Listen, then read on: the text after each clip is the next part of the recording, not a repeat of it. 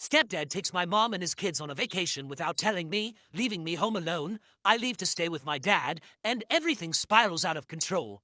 So I'm a 16-year-old guy, and I'm in high school right now, and my mom got married to my stepdad Eddie 2 years ago. My mom is 40, and he's 42 years old, and my parents never got married. I was actually the result of a really short fling after college that they thought would end in a couple of months, but then my mom got pregnant. And she did not want to terminate it, so she had me. My dad also wanted to be a part of my life, so they have shared custody of me, and I switch homes every month.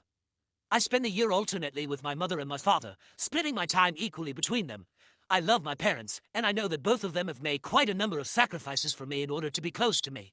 The first and biggest one is that they have had to live in the same city for years, so I don't find the commute between the two houses too difficult to deal with.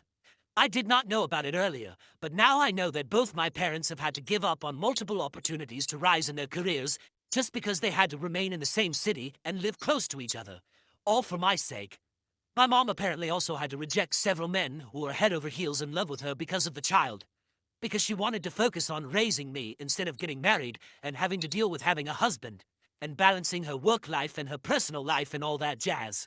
I know these things now thanks to Eddie indirectly because he's not exactly the best stepfather that one could ask for. And my mother has had to tell me all of this in order to make me accept him.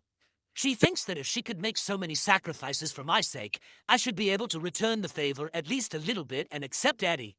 I don't know how that works because I did not ask her to make these sacrifices for me. She could have easily just terminated the pregnancy or just let my father take over raising me entirely, but anyway, I never argued with her about any of this because I love her and I want her to be happy. So I was ready to accept Eddie even though he was not a very nice guy. And by not a nice guy, I don't mean that he is mean to me in any way whatsoever. I just mean that he doesn't like me, and he doesn't bother to hide it. I don't know what kind of 42-year-old has issues with a 16-year-old guy, but he definitely does. I don't know why he doesn't like me, because I never did anything to piss him off, and as a matter of fact, I have always tried to be nice to him because that's how my family has raised me. To be nice to everybody, even when they show you that they don't like you. He never speaks to me rudely and never makes comments about me, and the reason behind that is that he doesn't speak to me at all. He pretends like I don't exist in the family, and this has been going on for the past 3 years. I literally have no idea what I ever did to piss him off, but one day he just decided that he was not going to speak to me. And he was going to start acting like I was not there at all. It is the weirdest thing in the world, and I'm not really used to this kind of treatment. It's like he's giving me the cold shoulder for something, but I don't know what it is. So I can't even fix my behavior, because I don't even know what his problem with me is. My mother says that that's just the way he is. He does not have a problem with me. But he doesn't necessarily like me either. However, I feel like if you don't like somebody, there should at least be a reason for it. Especially when you're 42 and the other person is literally just 16. I guess it has something to do with the dynamics of me being my mother's first child or whatever. I don't even know. But the bottom line is that he does not like me, and he has made it very obvious. Earlier, we used to get on okay, and the first couple of times that he came home, he would interact with me and ask me all sorts of questions about my life, and I would be very polite and answer him. But after one visit, he just decided that he was not going to speak to me. It was very random, and I did not understand why he did that. At the time, I did not question it because I thought maybe he had just forgotten to say hi to me or whatever. But then it happened so many times it became hard to ignore, so I even asked my mother if I had done something to make him angry because he was acting like I was not there in the house. And he would turn his face away every time I entered the living room or any room that he was in. And she did not tell me anything about it. She just said that he was trying to wrap his head around the fact that now he would have to deal with me being there all the time. And maybe he was just not used to it because before this he had only dated women who did not have kids. I found that hard to believe because he himself had 2 kids. He had 2 sons, one was 15 and the other was 12. Their mother had passed away in an accident after the younger sibling was born. Also, it was not true that I would be there all the time because, as I had mentioned above, I used to go to my dad's house to live with him every other month. But anyway, a few months passed that way, and eventually I just accepted the fact that this was how he was and he was not going to speak to me anymore. After a year of being in a relationship, he proposed to my mother, and they got married a few months later. After their marriage, Eddie moved into the house with his kids. Before that, I had only met his children a couple of times, and even they had been taught by their father not to speak to me. It was just so crazy, and I don't even know how I dealt with that for so long, for years as a matter of fact. Before getting married, Eddie and my mother used to live separately because Eddie's mother was really sick, and she used to live with them. But after they got married, he decided to move her in with his sister so she would be able to take care of her. And he moved in with my mom, into our house with his children. I don't know if any of you guys have ever experienced this, but it's really not easy to live in the same house with a bunch of people who won't talk to you and pretend that you don't even exist. But I had to put up with that, and it made me feel really bad because I felt like I was a criminal of some sort, judging by the way they treated me. And the worst part was that I never got to find out what I did wrong in the first place. I still have no idea, but at least I'm not living with them anymore, so it doesn't matter anyway. Years passed, and their behavior did not change, even though I got used to it. I was already used to Eddie not speaking to me whenever he would come over to visit my mother, which was quite frequent.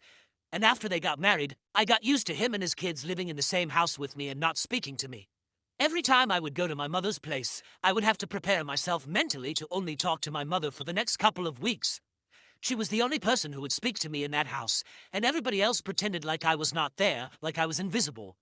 It was hurtful, but I did want to spend time with my mother, so I had to deal with it because I knew that she was not going to talk to Eddie about it. Trust me, I had tried to convince her innumerable times to talk to him about it and get to the bottom of this, or at least try to solve it. But she told me that she had already spoken to him about it. And there were a couple of personal reasons that she could not disclose to me, which is why he refused to acknowledge my existence in the house. And she could not do anything about it because she understood where he was coming from, and she also understood why I felt bad about it, but I would just have to suck it up and deal with it. If I tried to argue with her and stand up for myself, she would get all emotional and tell me that I was being ungrateful because I was overlooking the fact that she had made so many sacrifices for me. So I could surely just give Eddie a pass for behaving with me the way that he did and just deal with it for her sake. I wanted to fight with her, but I did not want to hurt her feelings. I never even told my father about any of this because I knew that if he got to find out about it, he would be very upset and would definitely drag my mother for this. They were very different people and had very different ideas on how to bring me up. So they kept having little arguments and fights. But I knew that something this huge would probably lead to my father filing for full custody or something extreme. I did not want to stir up drama, so I avoided telling him and pretended that everything was fine with my mother and her new family. Eddie and my mother had been together for 1 year before they got married, and it has been 2 years since they have been living together, so I have been putting up with this sort of behavior for 3 years now. And I have been pushed to my limit and stretched very thin. Recently, what happened was what really pushed me off the edge, and I decided that I was no longer going to put up with this. Last month, I was supposed to be spending the month at my mother's house, and as usual, Eddie and his kids had been ignoring me.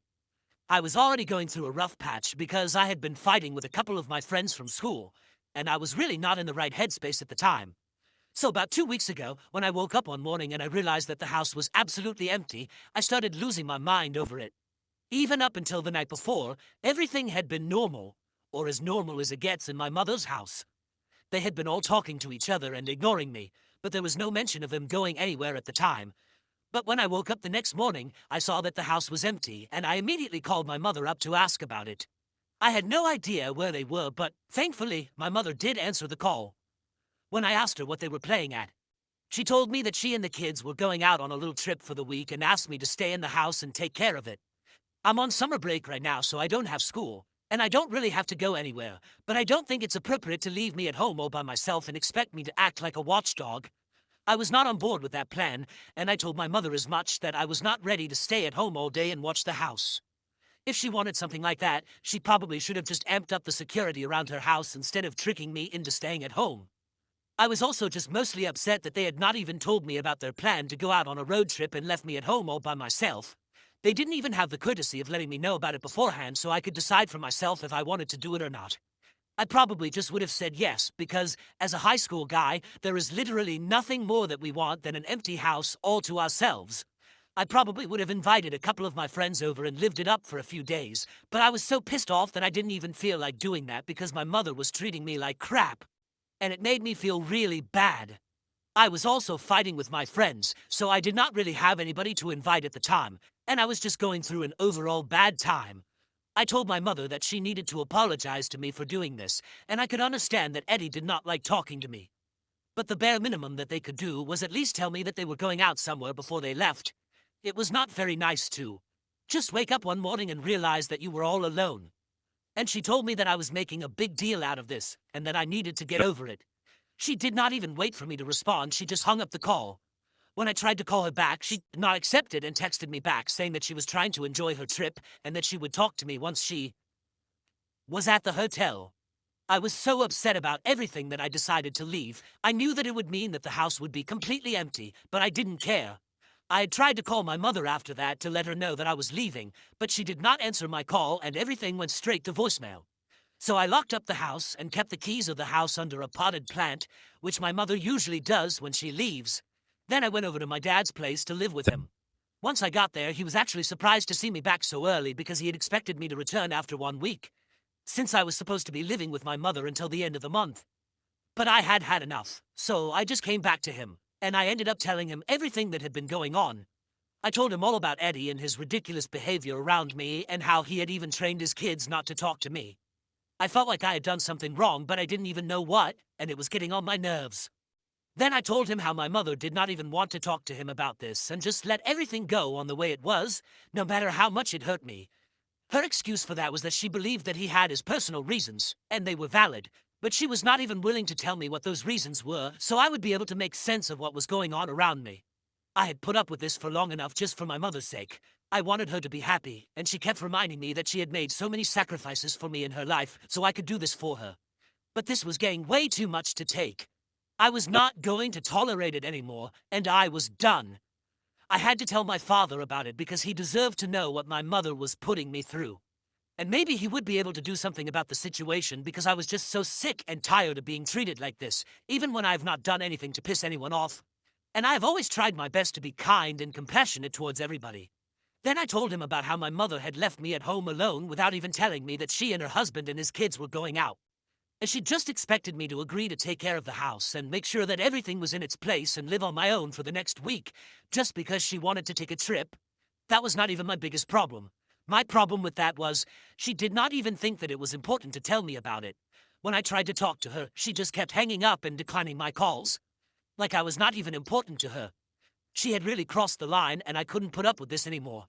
After I was done telling my father about all of this, I started crying because I didn't realize just how much all of this had been weighing on me for the past couple of years. I did have a normal relationship with my mother before that, but after she got together with Eddie, everything changed and nothing was the same anymore. I felt like I was insignificant to her and it was very difficult for me to accept. After venting to my father about all of this, he just said one thing to me. And that was that he was going to take care of everything for me now. He was obviously very upset. But whatever he had to say to my mother, he did not say any of it to me. He just told me that he was really glad that I had shared this with him, and now it was all off my chest. He told me that I was going to be living with him, and if I wanted to go back to my mother, that was my choice, but he would not suggest doing that to me.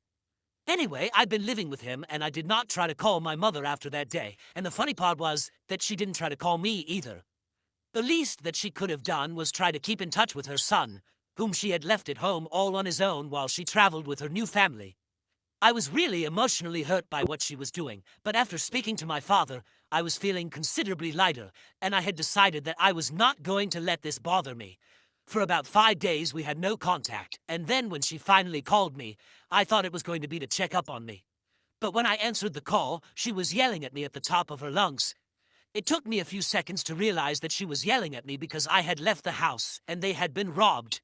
Apparently, a lot of stuff that they had left in the house was now gone, including their television and a couple of other expensive items. For some reason, she was blaming me all for it. I don't know why she was doing that, because I had tried to call her and inform her that I was leaving and I was going to stay with my father.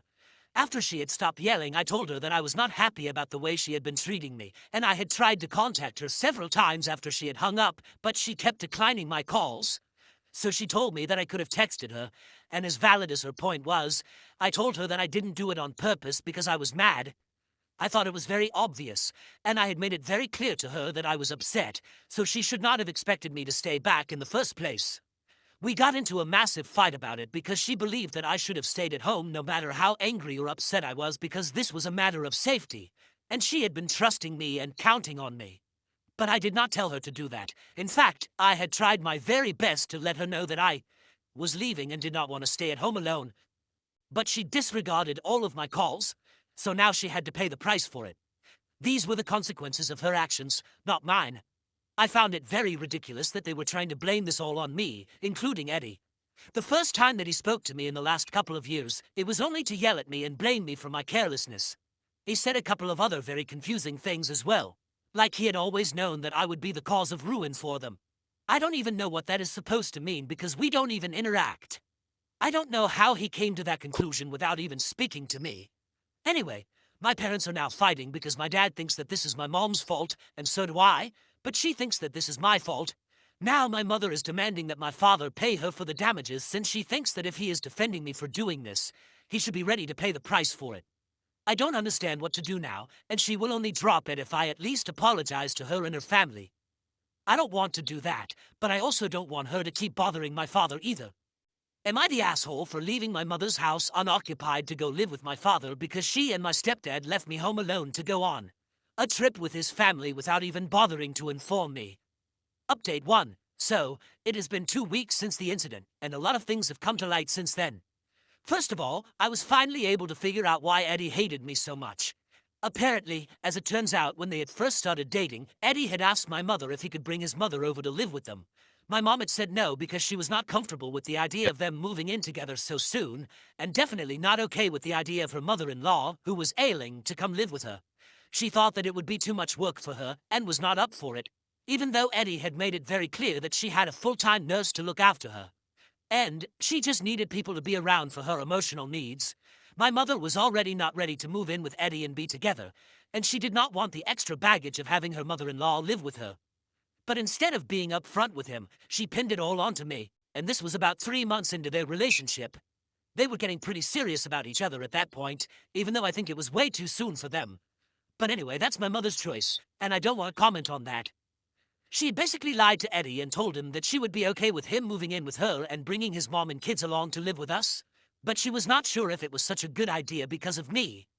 She had made me sound like some juvenile delinquent and told him that she had dated a couple of men in the past, but they had all been driven away because of me. Apparently, I terrorized her boyfriend because I wanted to protect her and keep everybody away since I still believed I could reunite my parents, and she did not want to break my heart. She also did not want Eddie's mother to suffer because of me, because she had told him that I had a lot of comments to make about his family. She had told Eddie that I had referred to his mother as a useless burden on the family, and I had told her that if she moved in with us, then I would make sure that she suffered for it. Something that I would never say because that's just not me, and I know how insensitive it is, and apparently I had referred to his kids as little evil goblins who were going to ruin our family. Obviously after that, he had stopped interacting with me at all because he did not want anything to do with me. He had actually believed my mother, even though I had always acted very normally around him, and he had no reason to believe her. I found out about it a couple of days ago, since Eddie had been pushing my mother to disown me and cut all ties with me because of what I had done, and he thought that it was about time. But she did not want to do that, so she finally had to come clean to him, and now they are living separately because Eddie could not believe that he had been treating me so badly over a bunch of lies that my mother had fed him, just because she was too afraid to tell him the truth. That it was she who was against having a sick mother live with them and not me. In that email, he even mentioned that he would not have had an issue if my mother had been honest with him, and told him that she did not have the bandwidth to deal with a sick person in the house, and he would have just spoken to his sister and made sure that they took turns taking care of their mom. But she chose to lie to him and made up such a horrible story about me that he believed and kept mistreating me. He sent me an email to apologize to me for everything that he had put me through and hoped that I would forgive him. I have not responded to it yet because I don't know how to feel about any of this right now, and I just want to keep my head clear and not think about any of this at the moment. But anyway, that's why he had been mistreating me for so long, and my mother had been allowing it. In fact, it had been working out in her favor perfectly. And she had been feeding him all sorts of lies about how I kept getting in trouble at school, and he never even questioned it because he trusted her blindly. We never spoke, so he never found out that I was actually quite a normal guy, and that kept my mother's cover from getting blown. She is one twisted lady, I have to say that. My father is now filing for full custody after we got to know all of this. And my mother is devastated because she claims that she loved us and wanted us to be a happy family together. But I'm sorry, you can't have a happy family on your own terms and ruin everybody else's life. Update 2. So apparently not only is my dad filing for full custody, but Eddie is also filing for a divorce. I found out because my mother sent my dad a bunch of messages begging him to talk to Eddie and fix this because she can't live without all of us. I don't know how she even expects us to listen to her after everything that she did. She made sure that I was treated badly and did not have a problem with it for so many years, knowing that she had been lying through her teeth about me to her husband. I would pray that no person ever has to suffer something like this at the hands of their own mother. I kept wondering about what I did wrong and why I was being hated by her husband and his family for no reason, all this while she just cared about herself and nothing else. I have blocked her everywhere, and I don't want to speak to her ever again. I had been putting up with a lot of crap for the past few years just because I loved her and I wanted her to be happy. Clearly, she did not feel the same way about her own son and only cared about her own happiness. So that makes the two of us, both of us, put her happiness first? Well, not anymore. Update 3, it's official, Eddie has filed for a divorce. That is literally all that people are talking about right now, my family and a couple of common friends that my parents had. My mother is dealing with this in a very weird way by posting sad quotes on social media, which I have been receiving screenshots of from my cousins. I don't know what she expects, but that's definitely not going to help. She dug her grave and now she has to lie in it. Update 4, so my dad has full custody of me now. It has been a couple of months, and my mother put up a good fight, but unfortunately, the divorce and everything made it super complicated for her. And we had all the proof of what she had put me through, so she really didn't stand a chance. But her lawyer managed to stretch the case out for a couple of months at the very least. Anyway, I don't have to visit my mother now if I don't want to, because my dad is the custodial parent. She does get visitation rights, but I don't know what the point of that is since I don't even want to talk to her anymore. I am happy with my father, and life is going pretty well. I have even made up with my friends, and I'm looking forward to moving on.